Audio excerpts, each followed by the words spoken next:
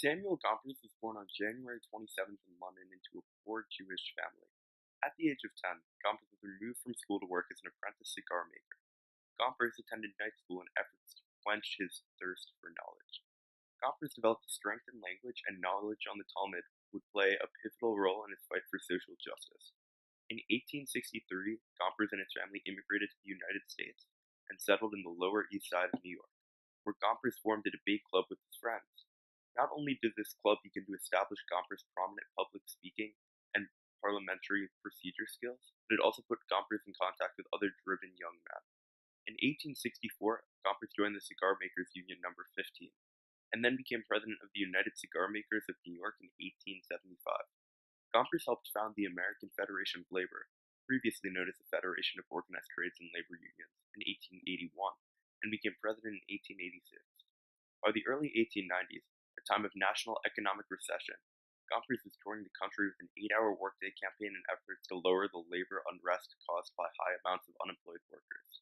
It was on this campaign where Gompers delivered the iconic "What does the working man want?" to prove that the trade unionists were not dangerous radicals and their desires were akin to other Americans. A better life, decent wages, good working hours, and time for self-education.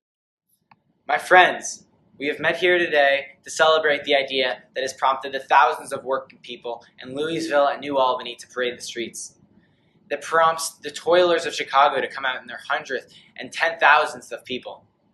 That prompts the vast army of wage workers in New York to demonstrate their enthusiasm and appreciation of the importance of this idea. That prompts the toilers of England, Ireland, Germany, Austria, Italy, Spain to defy the manifestos of the autocrats of the world and say on May 1st, 1890, the wage workers of the world will lay down their tools in sympathy with the wage workers of America to establish a principle of limitations of 8 hours of labor per day for sleep, for work, and 8 hours for what we will.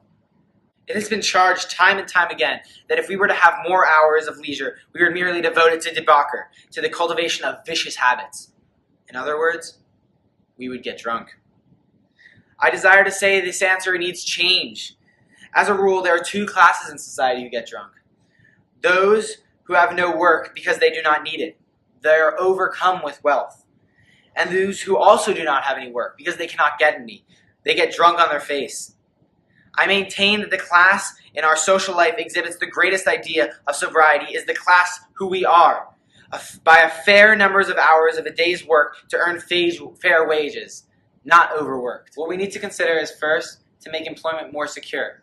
Second, to make payment more permanent. And third, to give these poor people a chance to work. Labor has been regarded as a producing machine. But I say that labor is truly the soul of the man who has purpose, honesty, and aspirations. As college professors, economists, and politicians, you cannot say that labor is a commodity that can be bought and sold. I say that as American citizens, we are of the heritage of the great men who stood before us, willing to give up everything but their honor for this great cause. I say that the labor movement is a fixed fact.